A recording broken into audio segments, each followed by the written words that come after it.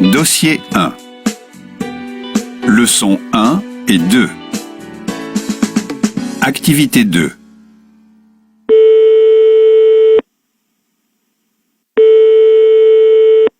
Allô, Dorota? Oui? Bonjour, c'est Olivia. Ah, bonjour Olivia. J'ai eu votre message.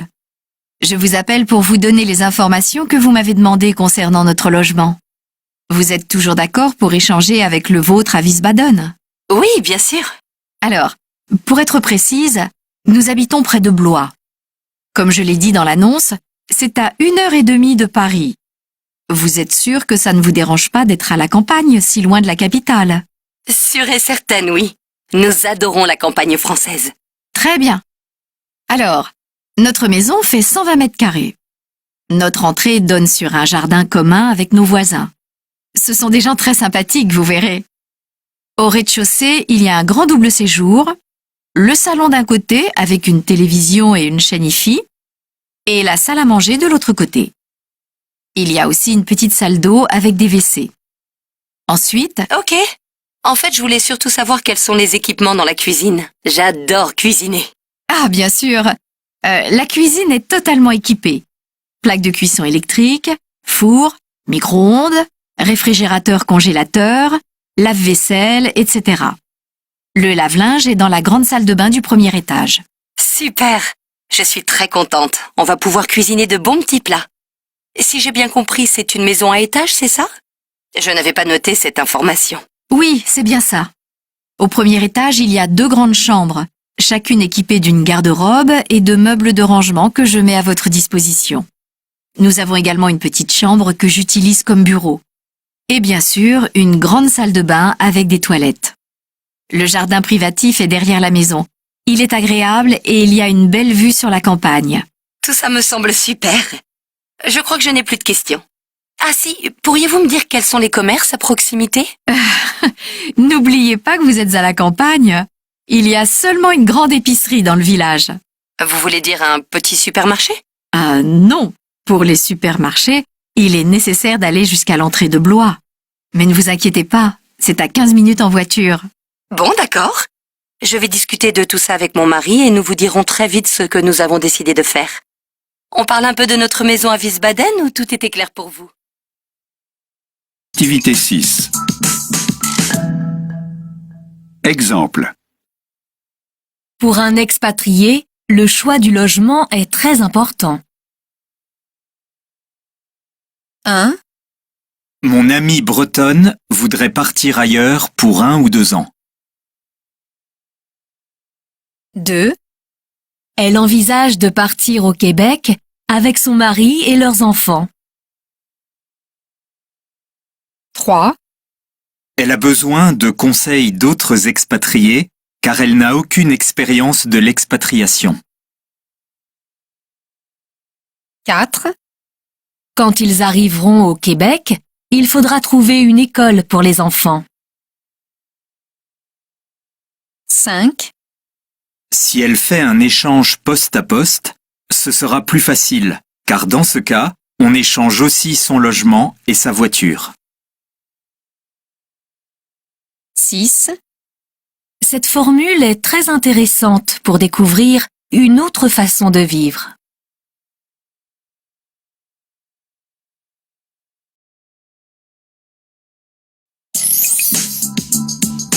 Activité 7. Exemple. Pour notre retraite, nous avons choisi Menton, car c'est une ville connue pour son climat méditerranéen. Et puis, avec l'autoroute et les lignes de train, on peut aller partout facilement, même en Italie. 1, J'adore vivre à Berlin et je comprends que tout le monde aime cette ville. Pour les professionnels, c'est très dynamique. Des postes se créent tous les jours. En plus, l'alimentation est très bon marché ici.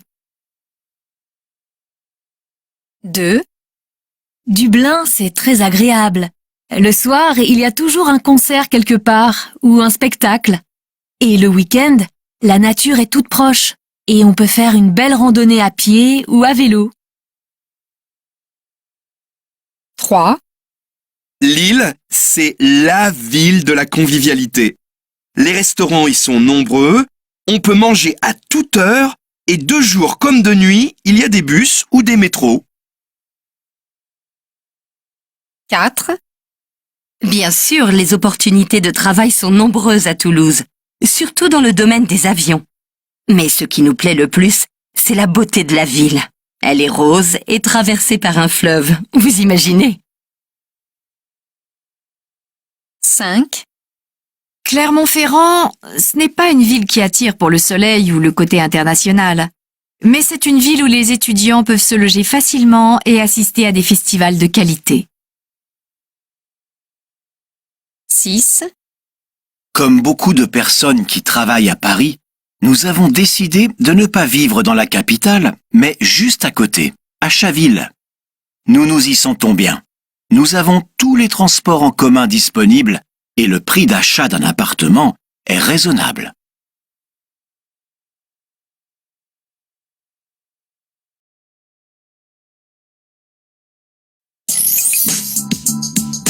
Activité 9.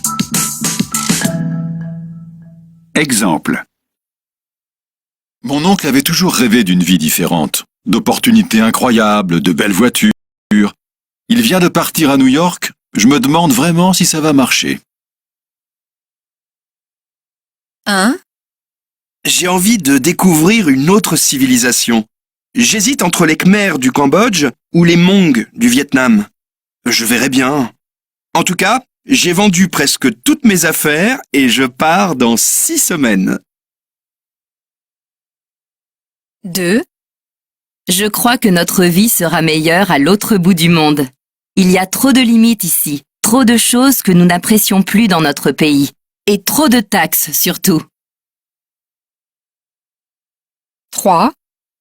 Non mais franchement, imaginez, tous les jours me réveiller devant la mer, avec les meilleurs fruits du monde pour le petit déjeuner et de l'air pur à respirer. 4. J'ai divorcé il y a peu et je ne trouve plus ma place ici. C'est trop difficile, j'ai trop de souvenirs. Alors je réfléchis à partir, aller recommencer ailleurs, quoi. 5. Notre passion, c'est la plongée. Alors, avant de commencer une vie professionnelle, et puis d'être bloqué ici par le loyer, la famille, etc., quelle plus belle aventure pour 2 super copains? On part au Costa Rica. 6. Depuis mon voyage en Patagonie au sud de l'Argentine, je ne peux plus penser à autre chose. Je cherche une possibilité de travailler là-bas. C'est le pays de mes rêves.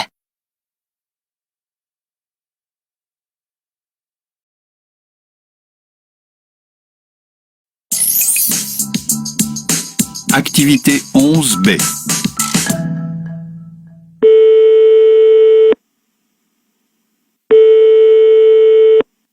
Allô? Bonjour Olivia, c'est Dorota. Comment allez-vous? Bonjour Dorota. Très bien, merci. Et vous? Vous avez bien reçu mon message? Oui, je l'ai lu avec mon mari ce matin. Merci beaucoup. Vos informations sont très claires. Mais c'est gentil. J'ai oublié de vous dire quelque chose sur les transports. Oui, quoi? Les transports en commun ne marchent pas après 21 heures. Et le week-end, il y en a très peu. D'accord. Mais ne vous inquiétez pas, nous utiliserons vos vélos. Les vélos, oui, mais quand il pleut, je vous conseille de prendre la voiture. Non, ça ira. Nous voulons essayer de vivre sans voiture. On en louera une si c'est nécessaire. D'ailleurs, pourriez-vous nous recommander une agence de location de voitures? Oui, bien sûr. Je vous enverrai les coordonnées d'une bonne agence. Alors, pour les autres questions...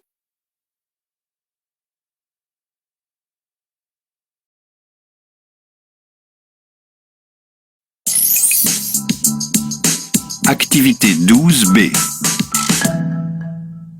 1. Est-ce que vous êtes libre jeudi 21 à 15h pour venir à l'agence?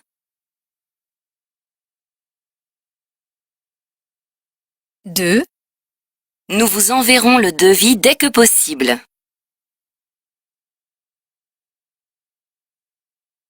3.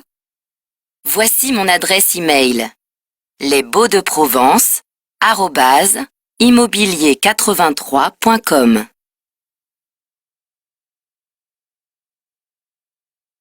4. Je propose la livraison de votre lave-vaisselle samedi entre 8h et 10h. Cela vous conviendrait?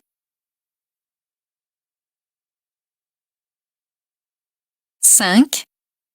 Nous procéderons à l'échange standard du réfrigérateur à la date qui vous conviendra.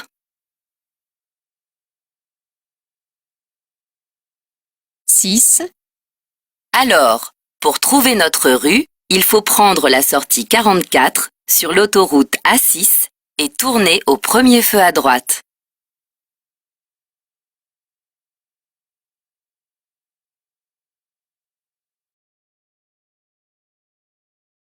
7. Leçons 3 et 4. Activité 2.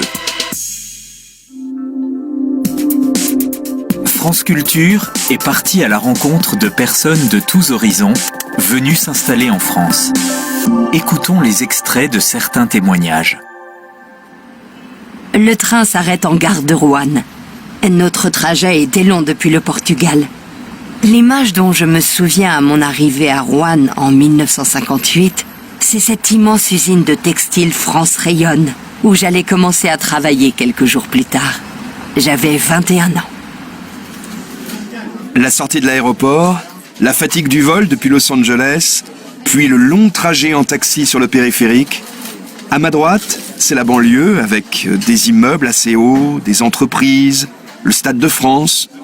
À ma gauche, c'est Paris. Je vois les monuments dont j'avais tant rêvé. Nous entrons dans Paris, direction le 11e arrondissement. Nous nous arrêtons au 42 boulevard Richard Lenoir, devant un magnifique immeuble haussmannien. De l'aéroport, avec mon sac à dos, il faut que j'aille au Lilas, une petite ville de banlieue parisienne. Je prends le RER, puis le métro ligne 11 jusqu'à la station Mairie des Lilas. À pied, je prends la rue du Garde-Chasse, où il y a de jolis pavillons avec des jardinets. Je m'arrête au numéro 19 et me voici devant la maison où je vais habiter et travailler comme jeune fille au pair. Je m'en souviens parfaitement. C'était en 2010.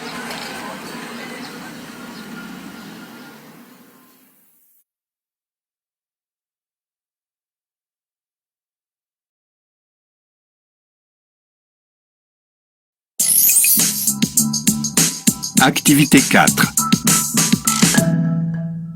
Exemple. Je conseillerais aux étudiants étrangers qui arrivent dans notre université de se rapprocher des associations universitaires. 1. Si je pouvais m'installer en France, je choisirais le Sud, sans hésiter. 2. Je ne parle pas du tout le chinois. Alors si je devais m'expatrier en Chine, je prendrais quelques cours de chinois avant mon départ. 3. Je conseillerais aux gens qui souhaitent immigrer au Canada de ne pas arriver en plein hiver. Il fait bien trop froid. 4. À mon avis, vous devriez commencer à apprendre la langue avant de vous installer en France. 5. Si tu venais vivre ici, tu verrais que notre ville est très attractive. 6. J'ai une proposition pour faciliter l'intégration des expatriés dans la ville. Il faudrait créer un groupe Facebook. 7. Pour rencontrer des gens, je dirais aux nouveaux habitants de participer à des activités associatives. C'est vraiment un bon moyen de s'intégrer facilement. 8. Je vous conseillerais de bien vous informer sur ce pays avant de vous y installer.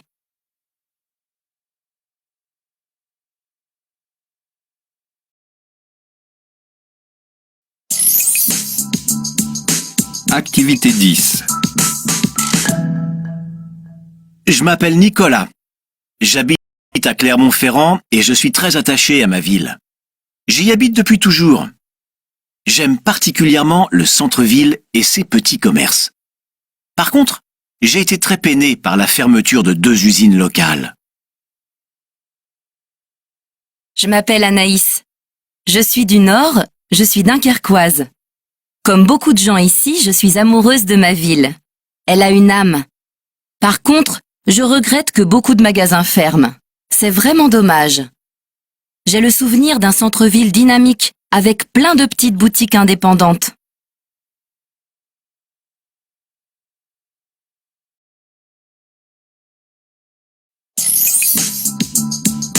Activité 12. Exemple. Ce que je préfère quand je visite une ville, c'est marcher au hasard des rues. 1, Il y a plein de quartiers où j'aime bien me promener à Paris.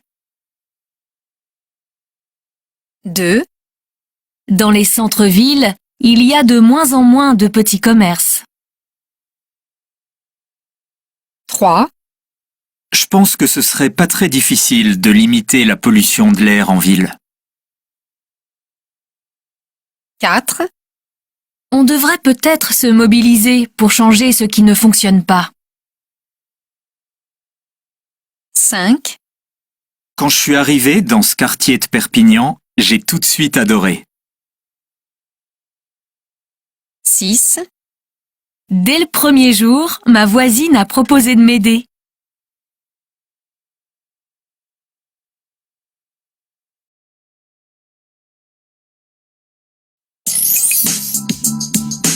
Activité 13C. Ils sont 12, jeunes, vieux, hommes, femmes, venus de pays différents. De 1958 à 2002, ils ont tous vécu un premier jour en France. Ils sont pareils, mais aussi uniques à la fois. Ils viennent d'Afrique ou d'Europe et ils nous racontent. La petite histoire de ce jour est souvent comme un trésor caché. C'était un jour de faiblesse, de force, de peine et de joie. Un jour singulier. 12 portraits de 5 à 6 minutes chacun pour raconter l'histoire de ce jour. Un jour comme un patrimoine en commun.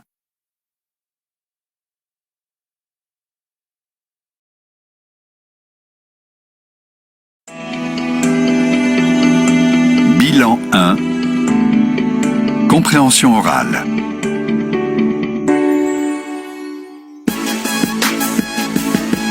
Pour notre programme La France vue d'ailleurs, nous recevons aujourd'hui Jennifer. Bonjour Jennifer, vous êtes américaine, vous avez étudié en France et vous êtes maintenant installée près de Lille.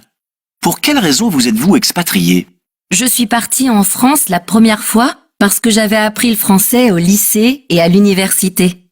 Et puis j'avais envie de voir une autre partie du monde et d'utiliser cette langue que j'avais passé tellement de temps à apprendre. Et finalement, je suis revenue pour Fabien, mon futur mari. Eh bien, félicitations! Jennifer, racontez-nous comment se sont passées vos premières semaines en France. La première fois, j'avais une famille d'accueil avec qui je m'entendais très bien. Les employés du programme d'échange m'ont beaucoup aidé aussi. Je me souviens d'une liste de conseils qu'ils nous ont donnés. Évitez de prendre le petit déjeuner après 10 heures, vous voyez les personnes que vous ne connaissez pas, etc. Mais certains codes culturels ne pouvaient pas être expliqués par une liste. Par exemple, le fait de ne pas sourire aux gens qu'on ne connaît pas. Ça donne vraiment l'impression que les Français sont beaucoup moins sympas que les Américains. Bon, ce n'est pas le cas, mais se faire des amis, ça prend beaucoup plus de temps en France. Je pense que c'est pour ça que les étudiants étrangers en France restent souvent entre eux. Qu'est-ce qui vous plaît ou vous déplaît d'ailleurs dans votre vie ici? J'aime beaucoup les villes françaises où on peut se déplacer sans voiture. Aux États-Unis, on doit toujours prendre sa voiture puisque rien n'est adapté aux piétons, à part dans les très grandes villes.